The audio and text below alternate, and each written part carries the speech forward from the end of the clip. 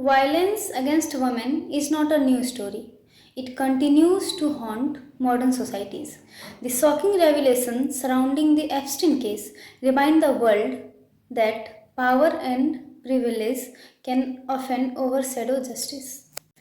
महिलाओं के प्रति नफरत और हिंसा कभी खत्म होगी या नहीं, यह सवाल भावनात्मक नहीं है। यह सवाल नैतिक भाषण से आगे जाकर सत्ता, इतिहास और समाज की संरचना से टकराता है और इस सवाल का उत्तर भी सीधा है। हाँ, महिलाओं के प्रति नफरत और हिंसा कम होगी, लेकिन पूर्ण रूप से शून्य में बदल जाना, इसमें समय लगेगा, शायद कई पीढ़ियाँ। अब ईमानदारी से समझते हैं कि ऐसा क्यों है। पहला सत्य, कोई भी सोच इतिहास में कभी पूरी तरह से मिटती नहीं। दुनिया में देखें, कहीं भी देखें, शोषण, असमानता और नियंत्रण की कोई भी व्यवस्था एक दिन में खत्म नहीं हुई। वह कमज़ोर हुई, उसे चुनौती मिली है, कानूनों ने उसे सीमित किया है, नैतिक रूप से उसे अपराध घोषित किया है, लेकिन वह पूरी तरह से शून्य नहीं हुआ है। महिलाओं के प्रति नफरत भी उसी श्रेणी की सत्ता सोच है। यह सिर्फ हिंसा नहीं है, यह सिर्फ अपराध नहीं है, यह नियंत्रण का विचार है। इसीलिए यह उम्मीद करना कि एक दिन ऐसा आएगा जब दुनिया में कहीं भी किसी भी रूप में महिलाओं के प्रति हिंसा नहीं होगी, इतिहास उस उम्मीद का समर्थन नहीं करता। दूसरा और अधिक कड़वा सत्य, महिलाओं के प्रति नफरत सिर्फ व्यक्तिगत मानसिकता नहीं है, यह एक सामाजिक ढांचा है। हम अक्सर सोचते हैं कुछ लोग ऐसे होते हैं, कुछ मानसिक रूप से विकृत लोग असल में यह सोच तय करते हैं, कौन बोल सकता है, कौन सुना जाएगा, कौन डिसीजन लेगा, किसके शरीर पर नियंत्रण होगा, किसकी इच्छा गौण मानी जाएगी और किसे चुप रहना सम्मान समझाया जाएगा। यानी यह सिर्फ व्यवहार नहीं, यह एक सांस्कृतिक शक्ति संरचना है।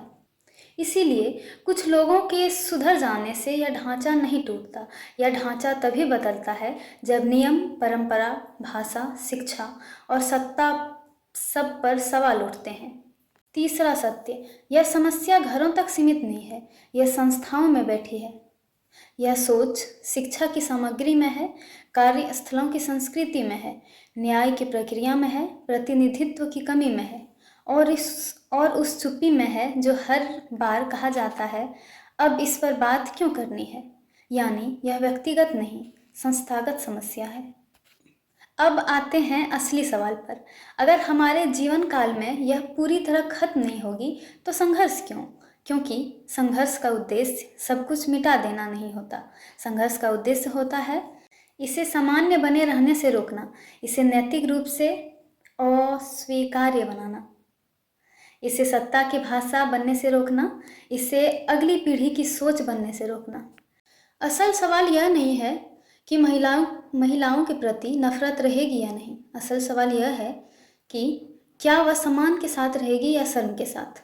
अब सबसे ईमानदार बात, अगर आप यह सोच कर लड़ेंगे कि एक दिन सब बराबर हो जाएगा, हिंसा खत्म हो जाएगी, तो आप थकेंगे, टूटेंगे, क्योंकि यह उम्मीद ऐतिहासिक रूप से अवास्तविक है। लेकिन अगर आप यह सोचकर काम करेंगे कि मैं इस व्यवस्था को इतना असहज कर दूं कि अगली पीढ़ी को इसे ढोना ना पड़े, तो यह संघर्ष अर्थपूर्ण बनता है।